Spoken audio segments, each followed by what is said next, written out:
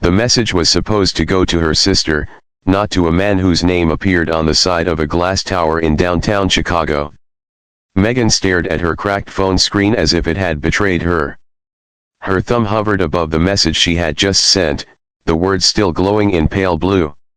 She had read the contact name too quickly, had tapped too fast, had been too desperate.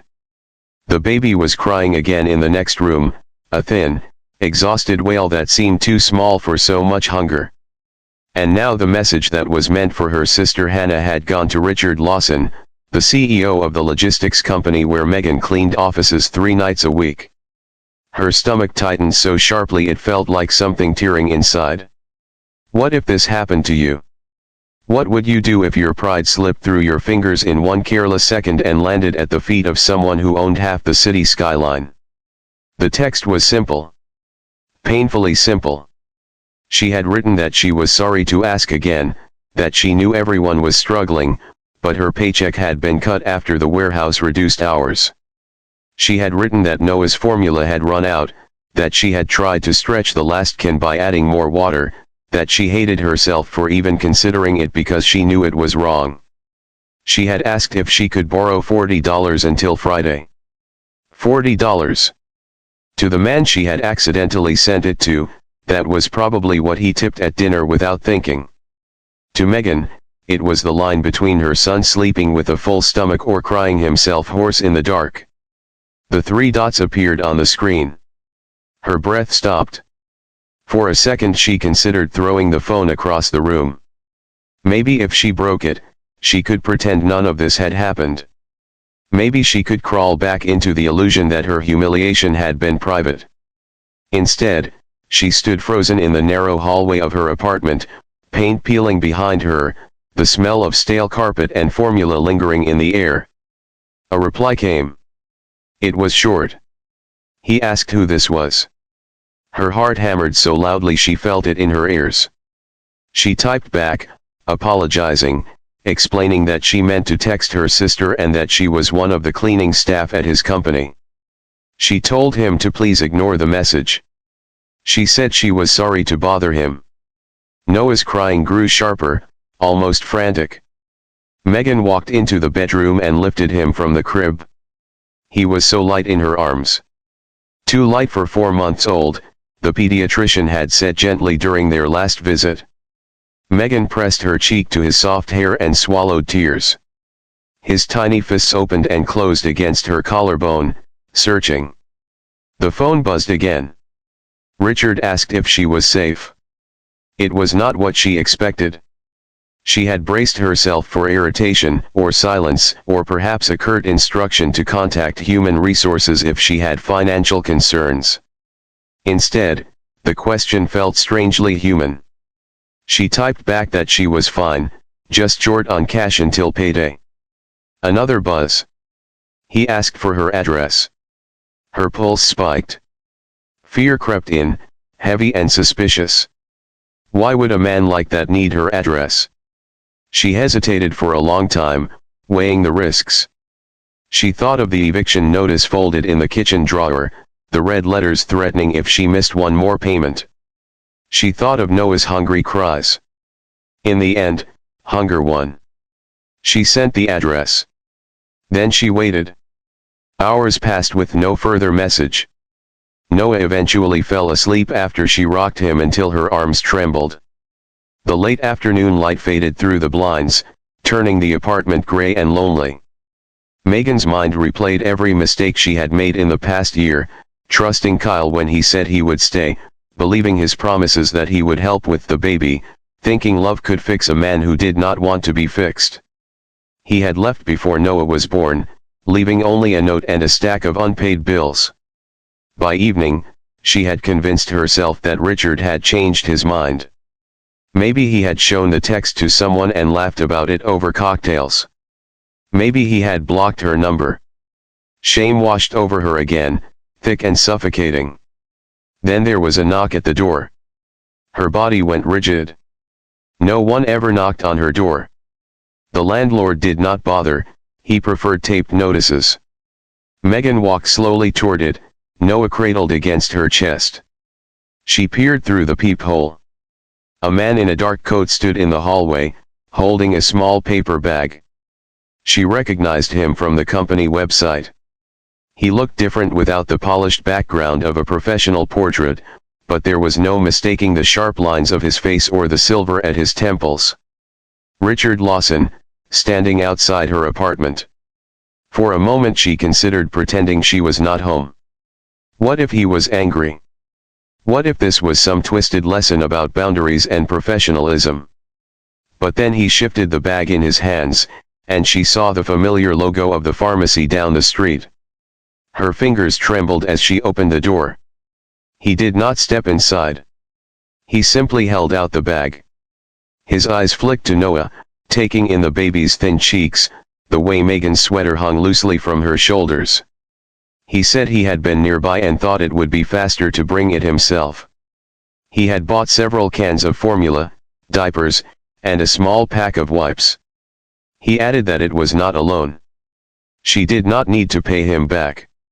Megan felt something inside her crack open.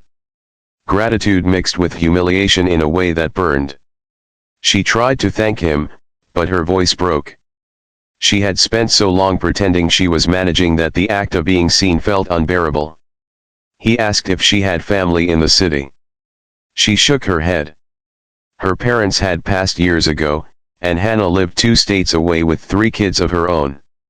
He listened without interrupting, his expression unreadable. Finally, he said something that startled her more than his appearance at her door. He said he had received many emails in his life about profits, losses, expansions, risks. He had never received a message about baby formula. He said it made him realize how far removed he had become from the people who worked in his own buildings. Megan did not know what to say to that. She only knew that Noah had begun to fuss again, and she needed to feed him. Richard noticed and stepped back, as if understanding he had crossed enough boundaries for one night.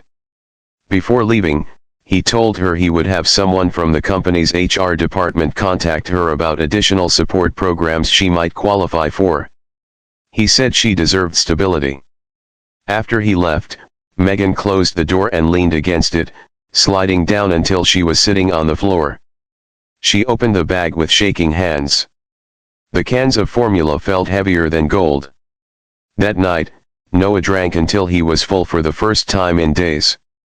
He fell asleep with milk at the corner of his mouth, his tiny chest rising and falling steadily. Megan sat beside the crib and watched him, tears slipping silently down her face. She had always believed that people like Richard lived in a different universe, one where hunger was an abstract concept and struggle was something discussed in boardrooms. She had not expected him to stand in her hallway holding a paper bag. The next morning, her phone rang. It was someone from HR, a woman named Olivia, who spoke gently and explained that the company had emergency assistance funds for employees facing temporary hardship.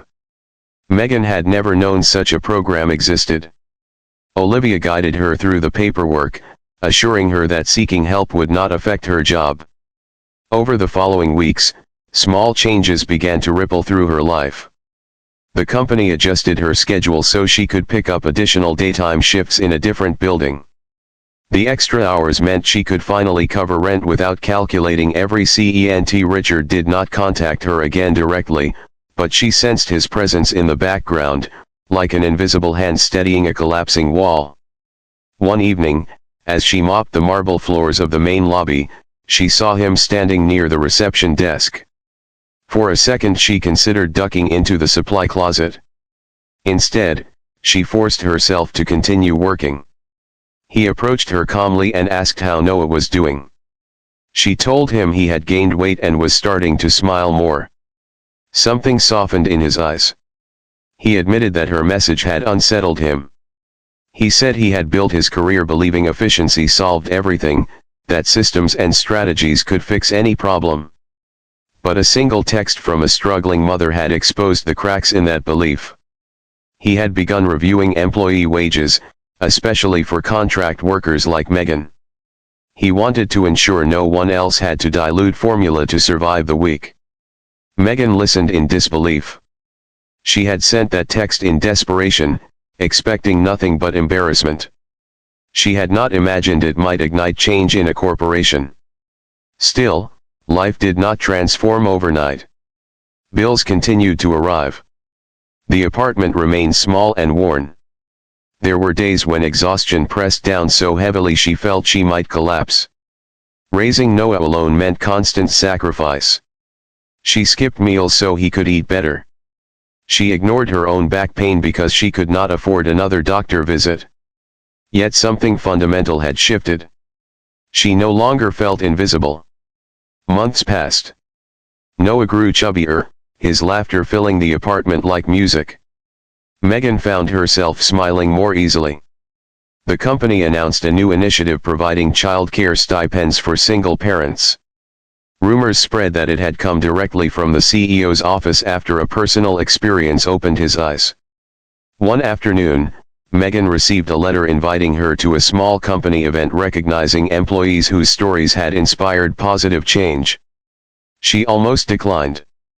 Standing in a room full of executives in her thrift store dress felt like stepping onto another planet.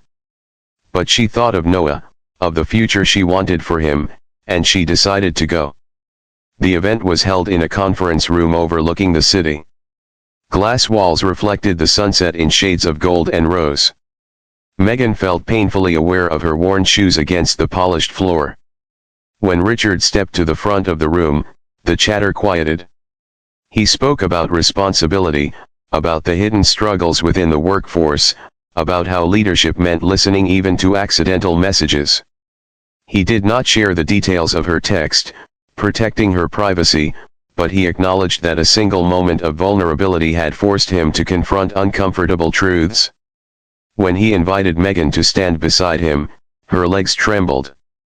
Applause filled the room. She felt heat rise to her cheeks, but she also felt something stronger, dignity.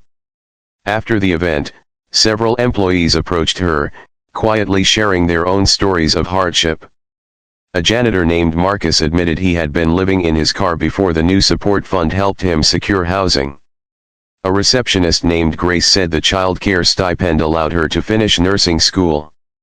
Megan realized she was not alone. The shame she had carried for so long began to dissolve, replaced by a quiet pride. That night, she held Noah close and thought about how close she had come to despair. If she had not sent that text, if she had chosen silence instead of risk, how different would their lives be? How often do we suffer quietly because we are afraid to be seen? Before you go on, please tell me in the comments what you would have done in her place. Years later, Megan would still remember the sound of that first knock on her door.